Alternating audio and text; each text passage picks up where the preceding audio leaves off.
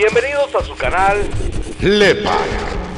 En esta ocasión estaremos hablando de la muerte de Albert Einstein, el famoso físico alemán, que es considerado el científico más importante, conocido y popular del siglo XX. Hablaremos de que a pesar de las peticiones de Einstein de ser incinerado y sus cenizas ser esparcidas con la finalidad de que sus restos no se convirtieran en algún objeto de mórbida veneración, hubo una parte de su cuerpo que no se quemó. Estaremos hablando del robo del cerebro de Albert Einstein. Así que comencemos.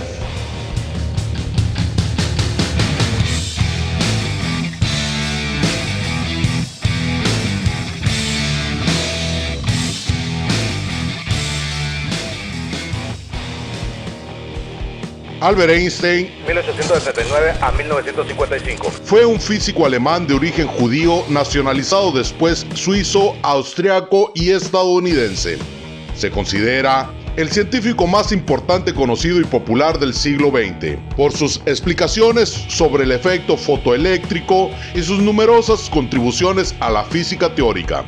En 1921 obtuvo el Premio Nobel de Física. Ante el ascenso del nazismo, Einstein abandonó Alemania. Hacia diciembre de 1932, con destino a Estados Unidos, donde se dedicó a la docencia en el Instituto for Advanced Study. Se nacionalizó estadounidense en 1940. Durante sus últimos años de trabajo, por integrar en una misma teoría la fuerza gravitatoria y la electromagnética, se considera por algunos el padre de la bomba atómica. Abogó por el federalismo mundial, el internacionalismo, el pacifismo, el sionismo y el socialismo democrático, con una fuerte devoción por la libertad individual y la libertad de expresión. Fue proclamado personaje del siglo XX. Y el más preeminente científico por la revista Time. El 16 de abril de 1955, Albert Einstein experimentó una hemorragia causada por la ruptura de un aneurisma de la aorta abdominal. Einstein rechazó la cirugía diciendo: "Quiero irme cuando quiero. Es de mal gusto prolongar artificialmente la vida. He hecho mi parte y es hora de irse. Yo lo haré con elegancia". Murió en el hospital de Princeton a primera hora del 18 de abril de 1955 a la edad de 76 años. Einstein no quiso tener un funeral rutilante, con asistencia de dignatarios de todo el mundo.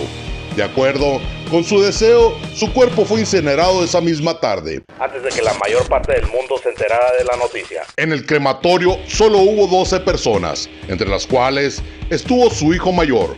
Sus cenizas fueron esparcidas en el río Delaware, a fin de que en el lugar de sus restos no se convirtiera en un objeto de mórbida veneración.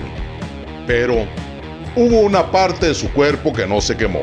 Cuando, en la madrugada del 18 de abril de 1955, fallecería Albert Einstein, Thomas Harvey, el patólogo de guardia encargado de realizar la autopsia al cadáver del científico, también pasaría a la historia. Pero no por realizar el examen forense, sino nada más y nada menos que por convertirse en el ladrón del cerebro más privilegiado de la historia. Un hecho que al día de hoy sigue estando envuelto en una gran controversia. En menos de un día, el cadáver de Einstein fue incinerado en una ceremonia privada. Thomas Harvey alegaría que la extracción del cerebro del genio no había sido un robo, sino que un acto en nombre de la ciencia, ya que serviría para poder estudiar uno de los cerebros más singulares y extraordinarios de la historia de la humanidad. Pero cuando se empezó a rumorear que el cerebro de Einstein había sido extraído furtivamente y que Harvey no tenía el consentimiento de la familia para hacerlo, el médico se las ingenió para convencer al hijo mayor de Einstein, Hans Albert, para que le dejara conservar el cerebro de su padre. Y se comprometió a utilizarlo solo para fines científicos. A pesar de ello, cuando el hospital de Princeton se enteró de que el patólogo había quedado con un órgano humano de forma irregular, lo despidió en el acto. Pero Harvey, que había sido contratado por la Universidad de Pensilvania, se llevó consigo el cerebro y lo diseccionó en 240 trozos, que conservó en celoidina, una forma dura y elástica de celulosa. Posteriormente, creó 12 juegos de 200 diapositivas que contenían muestras del tejido cerebral del genio y se las envió a algunos investigadores, Luego, dividió las piezas en 2 recipientes con alcohol y se las llevó a su casa para esconderlas en el sótano. Harvey contactó con algunos neurólogos de todo el país ofreciéndole examinar el cerebro de Einstein. Pero, increíblemente, nadie aceptó.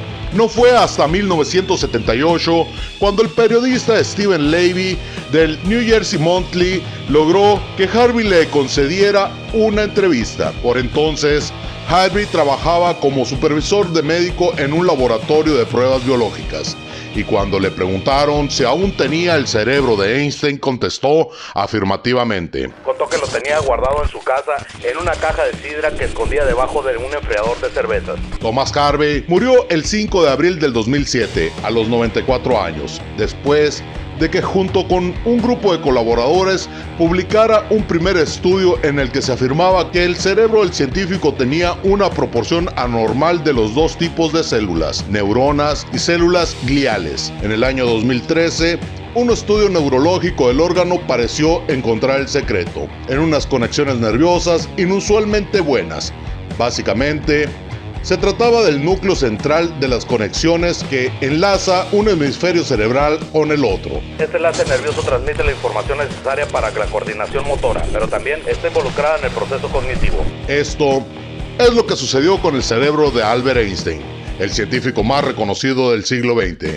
We should strive not to use violence in fighting for our cause. Espero el video haya sido de tu agrado y nos vemos en el próximo video.